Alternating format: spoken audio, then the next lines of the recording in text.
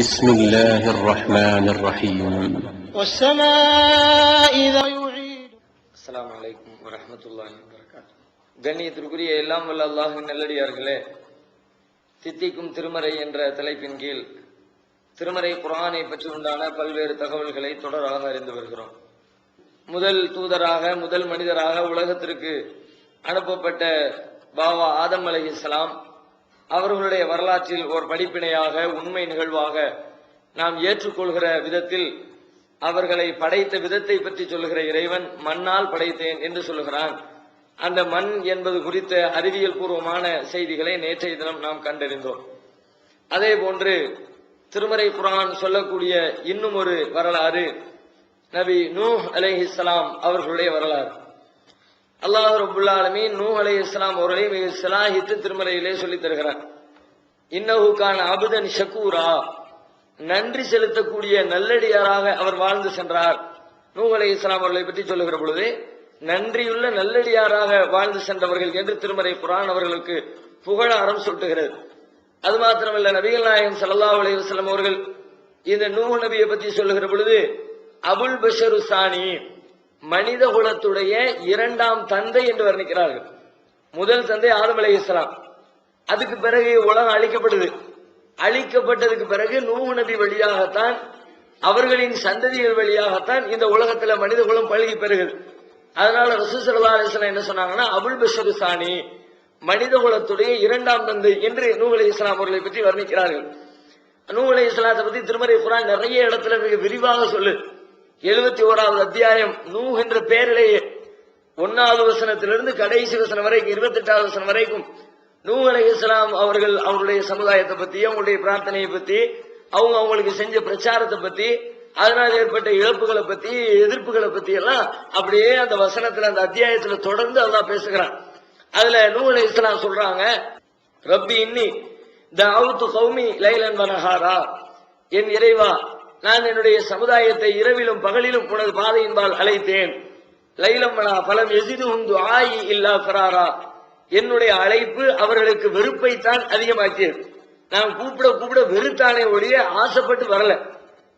இன்னி குல்லமா தஅவுதுஹும் லிதக்ஃபிர லஹும் ஜஅலு அஸாபிஅஹும் ஃபீ ஆதானிஹிம் வஸ்தக்ஷௌ சியாபஹும் வஅஸர்ரு வஸ்தக்பரு இஸ்திக்பாரா, நான் அவர்களை உன்னுடைய மன்னிப்பின்பால் அழைக்கிற பொழுதெல்லாம் அவர்கள் தங்களது விரல்களை காதுகளில் வைத்து பொத்திக் கொள்கிறார்கள்.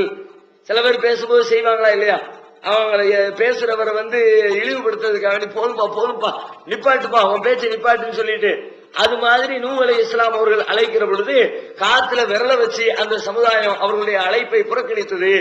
தலையில துணியை தூக்கி போட்டு வந்துட்டாயா, 60 பிளேடு வந்துட்டாயா, எப்படிடா இருந்து தப்பிக்கிறதுன்னு துண்டை போட்டு கிளம்புவாங்களே, அதையும் சொல்லி காட்டுறாங்க. வஸ்தக்ஷௌ சியாபஹும், தங்களுடைய ஆடைகளை தலைக்கு மேல போட்டுக்குவாங்க, முகத்துக்கு மேல. வஅஸர்ரு வஸ்தக்பரு இஸ்திக்பாரா, பிடிவாதம் பிடித்தார்கள், பெருமை அடித்தார்கள். ஆனாலும் நான் அவர்களுக்கு அழைப்பு விடுத்துக் கொண்டே இருந்தேன். அவர்களுக்கு நான் பகிரங்கமாக அழைத்தேன். அலன் துலகும் அஸ்ரர் துலகும் இஸ்ராரா, ரகசியமாகவும் அழைத்தேன், வெளிப்படையாகவும் அழைத்தேன். ரப்பக்கும் இன்னஹு கான கஃபாரா, உங்கள் இறைவனிடத்திலே பாவ மன்னிப்பு தேடுங்கள், அவன் மன்னிக்கிறவனாக இருக்கிறான் என்று அவர்களுக்கு நான் சொன்னேன். யுர்சிலி ஸமா அலைக்கும் மித்ராரா, உங்களுக்கு அவன் வானத்திலிருந்து மழை பொழிவிப்பான். வயம்திதுக்கும் பி அம்வாலின் வ பனீன வ யஜால் லக்கும் ஜன்னாத்தின் வ யஜால் லக்கும் அன்ஹாரா, உங்களுக்கு அவன் வானத்திலிருந்து மழை பொழிவிப்பான், செல்வங்களை வழங்குவான், ஆண் மக்களை வழங்குவான், அந்த வழிகளில் எல்லாம் உங்களுக்கு இறைவன் உதவி செய்வான். இப்படியே நூஹ் அலைஹிஸ்ஸலாம் அந்த சமுதாயத்துல என்னென்னலாம் செஞ்சாங்க, இப்படியெல்லாம் செஞ்சாங்க, எல்லாத்தையும் அல்லாஹ் இடத்துல சொல்றான். இறைவன் அல்லாஹ்வை கூப்பிட்டு பிரார்த்தனை பண்றாங்க. அல்லாஹ் அப்படித்தான் சொல்றான், இறைவனிடத்திலே பிரார்த்தனை செய்தார். பிரார்த்தனையில இவ்வளவு மேட்டரையும் சொல்றாங்க. இதுல நாம படிக்க வேண்டிய இன்னொரு படிப்பினையும் இருக்கு. அல்லாஹ் இடத்துல பிரார்த்தனை செய்யக்கூடியவர்கள் அவங்க அல்லாஹ் இடத்துல துவா செய்வது அல்லாஹ்க்கு தான் எல்லாம் தெரியுமேன்ட்டு சும்மா ஒரு வரியில கேள்வியை கேட்டுட்டு போக கூடாது. எல்லாம் வேலைக்கு போறாங்க, நல்லபடியா முடிச்சு தந்துட்டு அப்படி சொல்லிடக்கூடாது. நம்முடைய எல்லா இயலாமைகளையும் சொல்லி அல்லாஹ் இடத்துல பிரார்த்தனை பண்ணணும். அல்லாஹ்வுக்கு எல்லாம் தெரியும். நாம நேற்றைக்கு ஒரு இடத்துக்கு போனேன், இன்டர்வியூக்கு போனேன், இன்டர்வியூ ஃபெயிலா போச்சு. முன்னா நாள் இடத்துக்கு போனேன், அவன் கேட்ட கேள்விக்கு பதில் தெரியல. 4ஆம் நாள் இடத்துக்கு போனேன், அவன் கேட்டதுக்கு பதில் சொன்னேன், ஆனாலும் அவனுக்கு எனக்கு வேலை வர்றதுக்கு இஷ்டம் இல்ல. எல்லாத்தையும் அல்ல, நம்மள என்னவெல்லாம் பலகீனமோ, என்னவெல்லாம் இழப்போ, என்னவெல்லாம் துன்பமோ எல்லாத்தையும் அல்லாஹ்விடத்துல சொல்லி அல்லாஹ்வுக்கு தெரியும்னா இருந்தாலும் அல்லாஹ் அதைத்தான் விரும்புகிறான். தன்னை தன் என்னிடத்தில் இறைவன் ஒப்படைக்கிறானா, முழுசா நம்மிடத்தில் அடிபணிகிறானா, தன்னை அடிமை என்று வெளிப்படுத்துகிறானா, அதைத்தான் நூஹ் அலைஹிஸ்ஸலாத்துடைய வரலாற்றுல அவங்க செஞ்ச பிரார்த்தனை நமக்கு சொல்லி தருது. இது மாதிரி எல்லாத்தையும் சொல்லிவிட்டு, யா அல்லாஹ் என்னால முடிஞ்ச வரைக்கும் எல்லா வேலையும் செஞ்சு பார்த்துட்டேன், ஆனா இவங்க திருந்துற மாதிரி தெரியல, இவர்கள் தங்களை மாத்திர மாதிரி தெரியல. கால நூஹ் ரப்பி லா ததர் அலல் அர்தி மினல் காஃபிரீன தய்யாரா. நூஹ் இறைவனிடத்திலே சொன்னார், இறைவா இந்த காபிர்களில் ஒருவரையும் நீ விட்டு வைக்காதே. இன்னக இன் ததருஹும் யுலில்லு இபாதக வலா எலிது இல்லா ஃபாஜிரன் கஃபாரா. இவர்களில் நீ விட்டு வைத்தால் யுலில்லு இபாதக, உன்னுடைய அடியார்களை வெளியெடுப்பார்கள், வலா எலிது இல்லா ஃபாஜிரன் கஃபாரா, இறைவனை மறுக்கிறவர்களையும் பாவம் செய்கிறவர்களையும் தான் இவர்கள் பெற்றெடுப்பார்கள். இவன் பெற்றெடுக்கிற பிள்ளையும் பாவியாகிறோம், இவன் பெற்று எடுக்கிற பிள்ளையும் காபிராக்கி விடுவான். அதனால இவங்களை ஒருத்தரை நீ மிச்ச வைக்காத என்று அல்லாஹ்விடத்திலே பிரார்த்தனை செய்கிறார்கள். அல்லாஹ் குர்ஆன்ல சொல்லி காட்டுறான். உடனே அல்லாஹ் என்ன பண்றான், நூஹ் நபியுடைய பிரார்த்தனை அங்கீகரித்து அந்த சமுதாயத்தினுடைய போக்கு இப்படித்தான் அல்லாஹ்வுக்கும் தெரியும், இனிமே இவர்கள் திருந்த வாய்ப்பில்லை என்பதை அல்லாஹ் ஏற்கனவே அறிந்து வைத்திருந்த காரணத்தினால் அல்லாஹ் அவர்களை அழிப்பதற்கு முடிவெடுக்கிறார். அவர்களை அழிக்கிறதுனா கெட்டவங்களை அழிக்கிறது ஓகே, அது நல்லவங்களும் இருக்கிறாங்களே, நூஹ் நபி இருக்கிறாங்க, நூஹ் நபியை ஈமான் கொண்ட சில பேர் இருக்கிறாங்க, அவர்களையும் காப்பாற்றணுமே. அதுக்காண்டி அல்லாஹ் என்ன பண்ணுனா, இவர்கள் அத்தனை பேரையும் மழை வெள்ளத்தால் ஒரு பெரிய பிரளயத்தை ஏற்படுத்தி இந்த உலகத்தில் இருக்கிற எல்லா காப்பிரையும் அழிச்சு நாசமாக்கணும்னு முடிவு எடுத்துட்டாங்களா. இவங்களை காப்பாற்றுறதுக்காக வேண்டி ஒரு போதனையை செய்யறான்.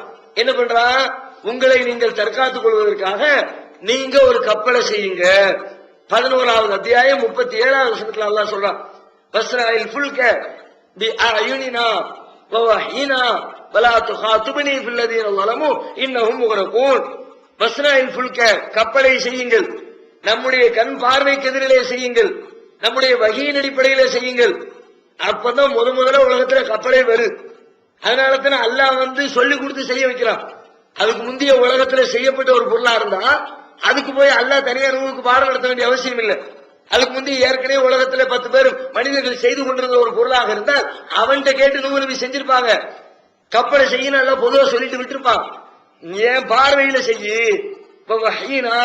நாங்கள் அறிவிப்பு செய்வோம், என்னுடைய அறிவிப்பின்படி செய்யி. அல்லாஹ் சொல்ல சொல்ல சொல்ல நூஹ் அலைஹிஸ்ஸலாம் கட்டையை தூக்கு, மேல வச்சு அடி, கீழே வச்சு இறக்கு, ஆணி வச்சு குத்து, இப்படி ஒண்ணு அல்லாஹ் சொல்லுவான் எதை எப்படி செட் பண்ணணும்னு. அந்த கப்பலுடைய வடிவத்தை இறைவன் ஒரு இன்ஜினியராக, ஒரு பொறியியலாளராக, அதை செய்யக்கூடிய தொழிலாளியாக நூஹ் அலைஹிஸ்ஸலாம் அவர்களும் இருந்து கொண்டு கப்பல் கட்டக்கூடிய பணி தொடர்ந்து நடைபெறுகிறது.